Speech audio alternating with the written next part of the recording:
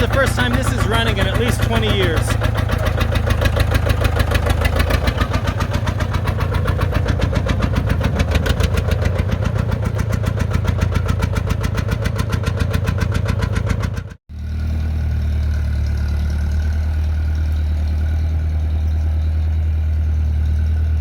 I put my dad on snow patrol while I'm fixing this broken off bolt and getting this hole cleared out.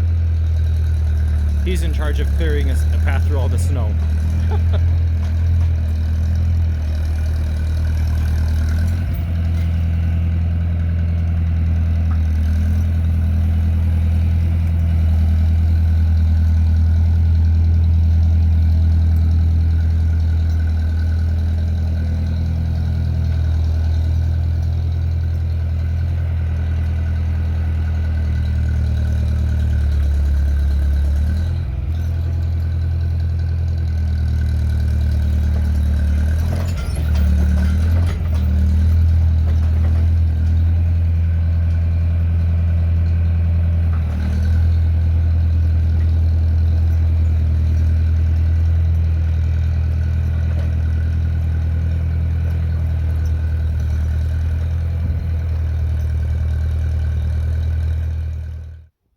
So as you saw in previous videos, while I was removing this water pump, which was leaking,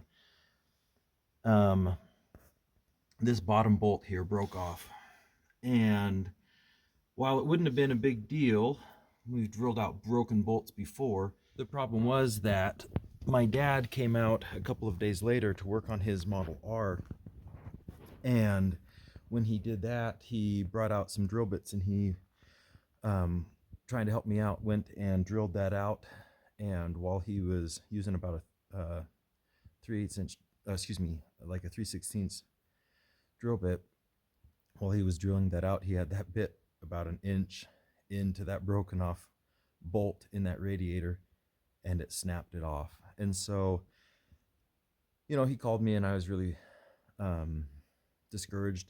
And so that's kind of what the holdup was, is I had to, not only now was I faced with drilling out a broken off bolt, now I had a broken bolt with a broken drill bit inside of it. So I didn't want to have to take this radiator off. And anyway, so let me show you what I did. I went out and I bought a couple of just solid carbide drills. And then one of my friends is a machinist, and he came and he said, well, if you're going to be drilling that by hand, you need to have, also, you want to get a drill guide with a drill bushing in it. He says, otherwise, as you're drilling, you know, as you're trying to drill out that broken bit, you're going to have a hard time, and this carbide drill is going to try to walk off of the side, you know, of that drill bit that you're drilling out. And he said, so if you can make some sort of fixture to put in place to help you keep the drill perpendicular and in line and kind of going straight, that'll go a long ways. And so what I built was this. I just used a piece of plywood, and I traced, you can see here, I traced my water pump on this, and I put just used the location of the water pump holes to position where these were. And I have these two bolts, which I fastened this in place right here. So these two bolts, fastened those in place. And then down here, if you can see, I have this drill guide, that bushing right there, which is high-speed steel. It just held the carbide drill bit in place while I sat here and pushed with my hand drill and drilled that out. And I am amazed to say this, I bought 2 drill bits, because these are like 20 bucks a piece, and I bought 2 of these drill bits. And let me show you this. Hold on a second, let me get this opened. If you can see the tip of that poor drill bit, I mean, you can see the chips taken out of it. And as I was drilling it, I could hear every now and then a tink, tink, and that sound of this carbide drill bit chipping off. But it continued to drill, and chips continued to come out, and I continued to flush it with WD-40 and some tap fluid, and this little drill bit saved the day. By comparison, you can see the brand new drill bit that I didn't have to use on the right, and you can just see how much wear and abuse that drill bit took as it was drilling that broken off high-speed steel drill bit out of that radiator. So I'm not quite out of the woods yet. I still do need to clean up that hole. I'm aligned pretty well, and I've just got to finish cleaning it up and see if I can get that. There's still threads are still clogged up with that broken bolt. So I'm going to see if I can get that cleaned up. If I can't, then I do have my tool bag here. I do have a helicoil kit that these are good to have if you're working on old tractors. Basically, if you're not familiar with a helicoil, I gotta get this open. Hold on a second. So what a helicoil kit is it's basically three parts. You've got a drill bit here. You're going to be drilling that hole. If I can't get those threads to work, I'm going to be drilling that hole out oversized with this special sized drill bit. Then I'm going to be using this special tap. This is, I think it's an STI tap or something like that. Yes, so, oops. So if you look right there, it's a 3/8/16 STI. So this tap is made specifically, 3/16, I meant 3/8. 3/8/16 STI tap. And that tap is made specifically to accept one of these spring looking deals.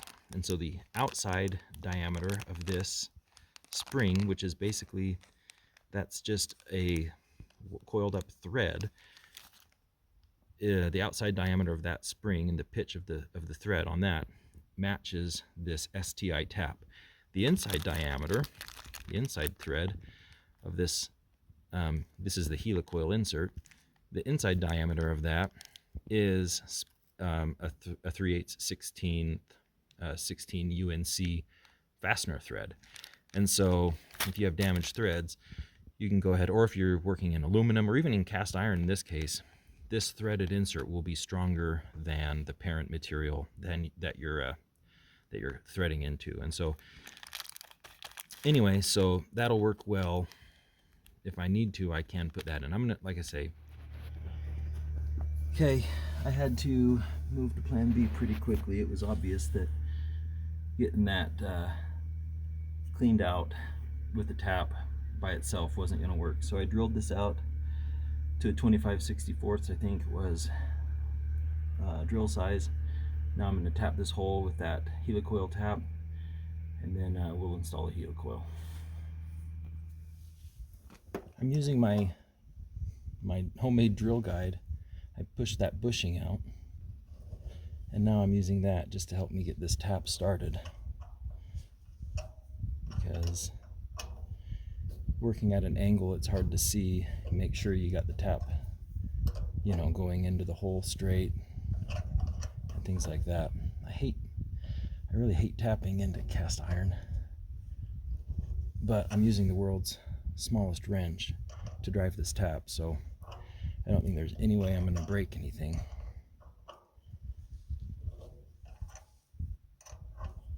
Murphy's Law states that this tap will break off inside this hole. Okay, you can see we got chips on the threads, or on the tap, so we are cutting threads. Let's flush it out with some WD-40, just keep on going.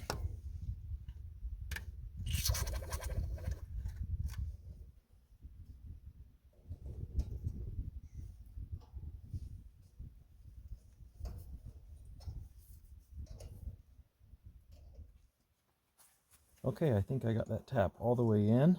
Now I'm going to back it out, and we'll see if we've gone far enough. I think we have. But now we just kind of thread the helicoil up on this insertion tool until it locks on that tang, And now we're going to thread this into the hole.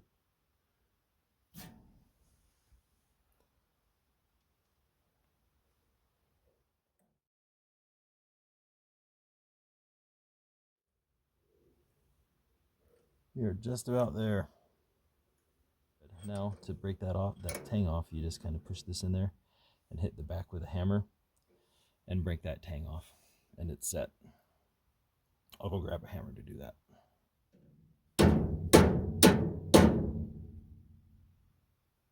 There it is. Okay, that helicoil is installed. You can see there, nice and clean, but that little tang that broke off that sets the helicoil is down in there, so I need some compressed air to blow that out. So my dad's gonna come pull me over closer to the shop, and then we'll finish working on it over there.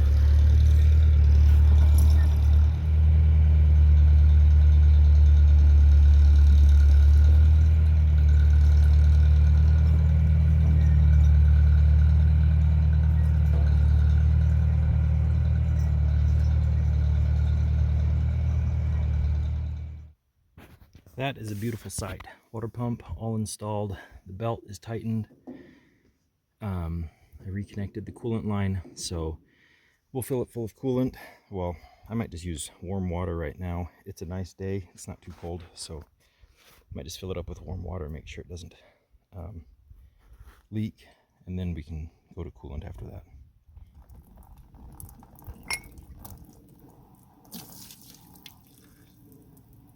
You saw in the last video, one of the last videos, we took these filters out and they were really, really dirty. So this diesel's very old. So we're gonna get some fresh fuel in here, clean filters, bleed the system, just do anything we can to make the chances of us having a good start better. So let's let this drain for a little bit, and I'll come back and check on it in a minute. So when we first came out and looked at this tractor a couple years back, we opened up the radiator and saw that there was no coolant in it and got a little bit worried. But you always wonder about a cracked block or whatever. But then we looked down here, this right here, this is where your drain for your cooling system is, and there was no plug in there. And so we came back here and looked in the back of the tractor in the toolbox, opened that up, and sitting right on top was a drain plug. So that's actually kind of encouraging. Whoever parked this here, it must have been running, or they wanted to preserve it, because they did pull the drain plug and drained all the coolant out of it. So I'm hoping that we can put the drain plug back in and it starts right up, but let's go ahead and do that now.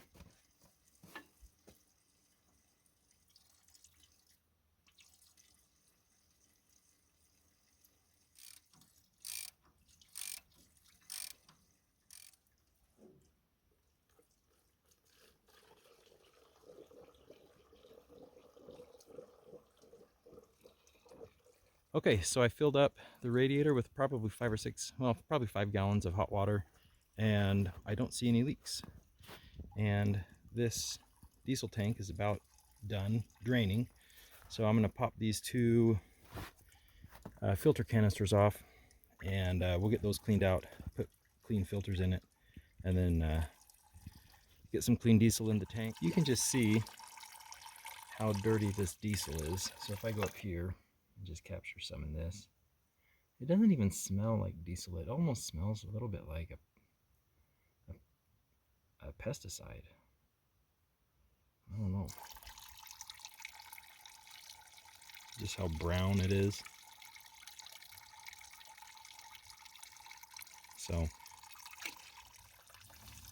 So I apologize for the sound of this diesel still draining, but we're just gonna work around it. First thing I'm gonna do is I'm gonna take this. This is the kind of the pickup pump, as far as I understand.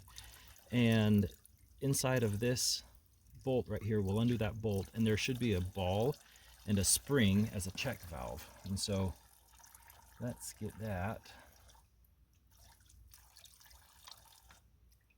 Oh, this is a mess.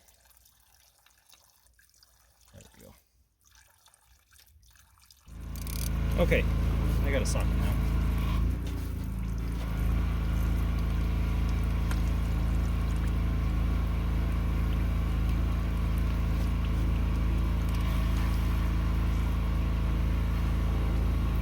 There it goes. Oh, that's tight.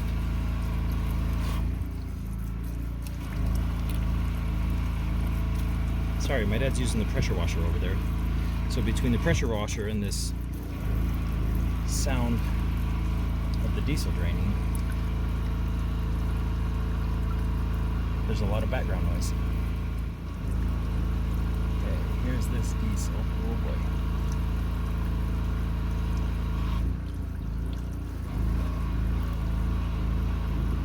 There it is. So that right there, that ball and spring is a check valve, and that's designed to keep prime to the injectors while the tractor is off. So, but for bleeding the system, we're going to take this spring and ball out, replace this plug, and then it'll allow fuel to flow freely.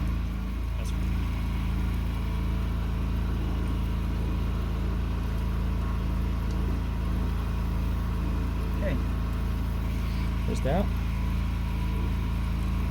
Cinch that down.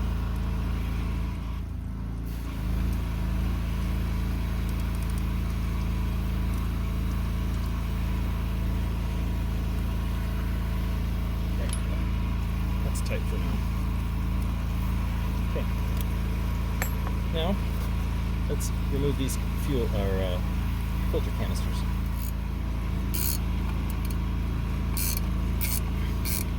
Now, if you remember, we took the filters out of this while we were out in the field a couple of weeks ago because they were filthy, and I have new ones. So don't be alarmed when there's no filters inside of these canisters. There we go. Let's get these down.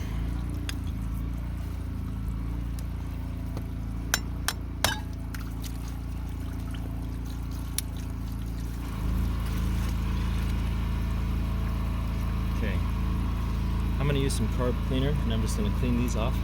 And can you see up here? Oh, that's a excuse me, a O-ring kind of. But can you just see all of the junk that was inside of this filter? I mean, they were filthy. So let's get that cleaned up. Okay. Good news, the diesel stopped draining. And look at this. So this is the canister that was there. On the back side of the canister, you can see this bright yellow. I believe that this is probably the original color that the tractor was, this bright yellow. Judging by the number of by the number of Caterpillar tractors that the guy had out there, I think he resprayed it with a Caterpillar yellow. But this yellow right here is like the exact same color as a DeWalt drill. So for reference, that's what color I think it should be. I think the original color is highway yellow, but that doesn't really mean anything to most people. So anyway, this is all clean now. Now let's take this one off and do the same thing.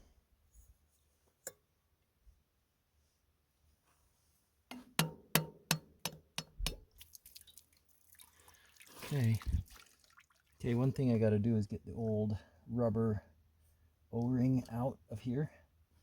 So that's going to take me a minute. Then we'll continue. Okay, I got that old gasket cleaned out. And now I've got this new one that came with the filter.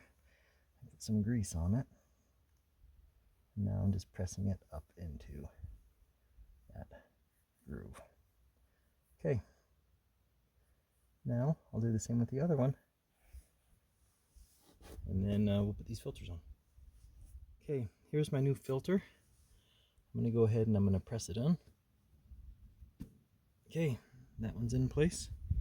Let's put the cup on. This is the front one right here. So this is the secondary filter, and it goes on and it'll go right there. Okay, and we'll do the same thing with the first one. see if that'll see. Here's the other filter.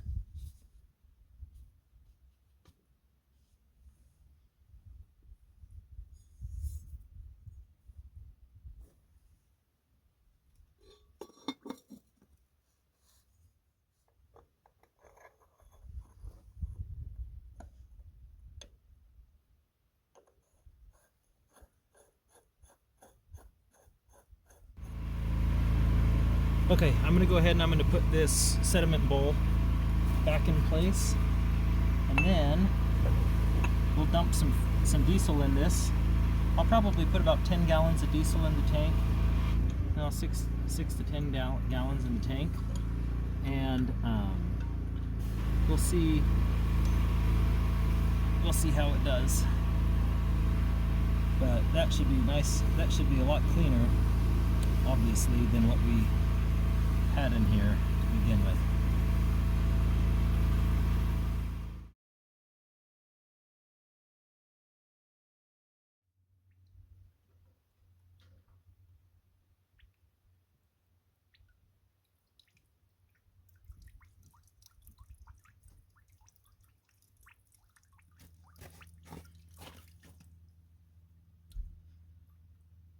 Okay, got that tightened up. Okay, that's not leaking. Now, let's go ahead and crack these. These are 9/16.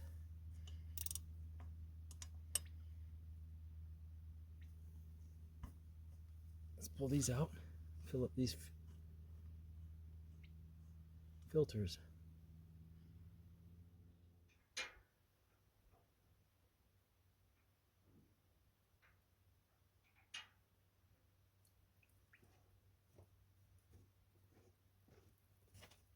Oh, there it goes.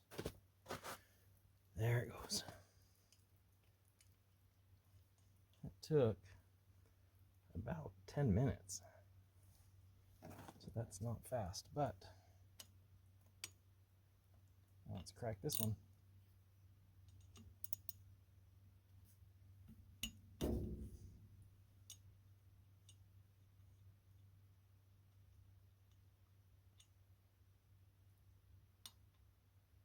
Okay. We'll wait for that one too.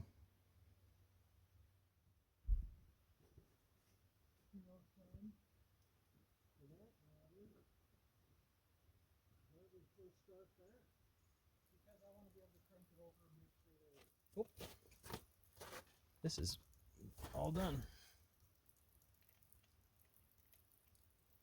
Okay. I was putting away my wrenches, so I didn't notice. I don't know how long it's been doing that, but okay. All of that's done. Fuel system primed. Now let's start it. Oh, here, let's check the oil. Right here.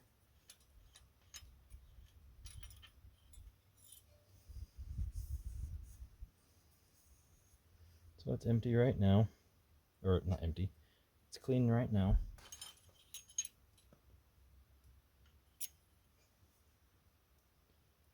It could have a couple of quarts, but I'm not going to put that in right now because I'm going to drain. I gotta still do all the servicing on it. It's got enough oil in it right now, so we'll be okay. So we're going to use the 70 to try to start that with the belt pulley. It should be able to do it with no problem at all. Okay, we're all hooked up.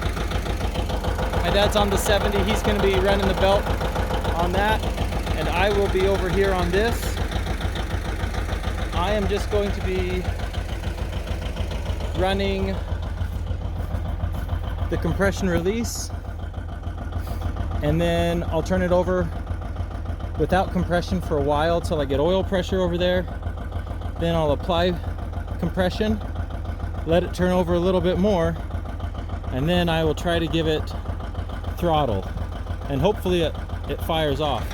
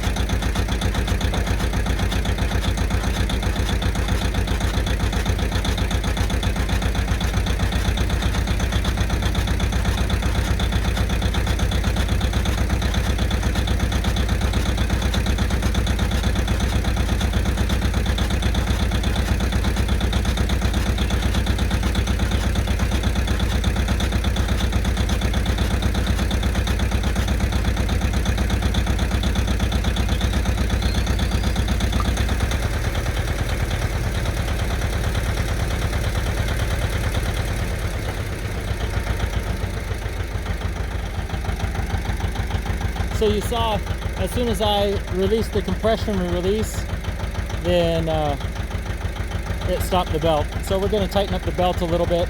We're going to try just pulling my tractor, the industrial, back, you know, a couple of inches to get a little bit more tension in that belt. Okay, let's try that again.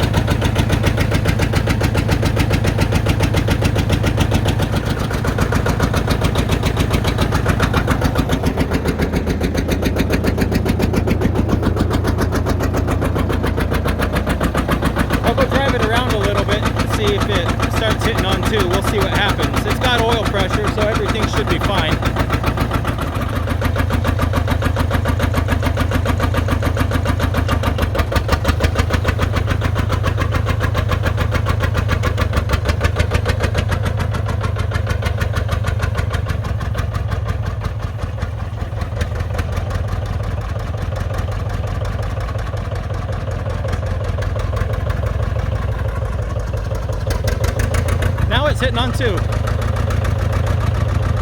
Did you hear that? It's a lot smoother now. So that number one cylinder is firing now.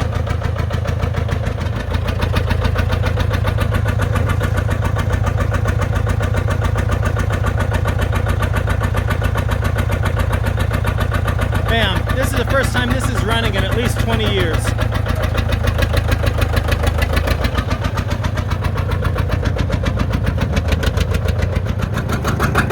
So we've had it running now for probably 20 minutes, and it goes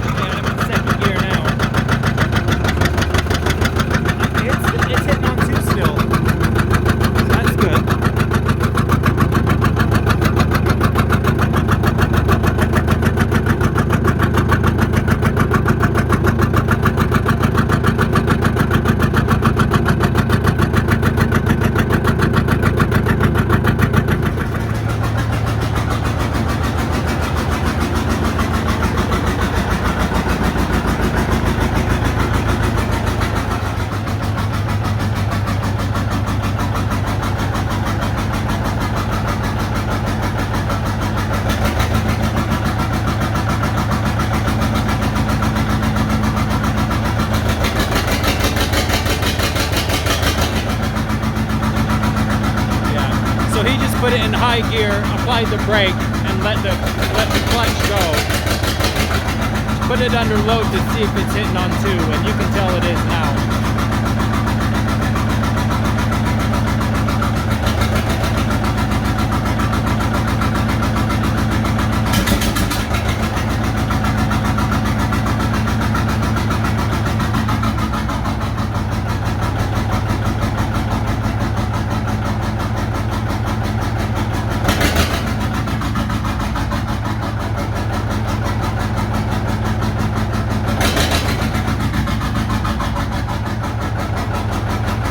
Responsive.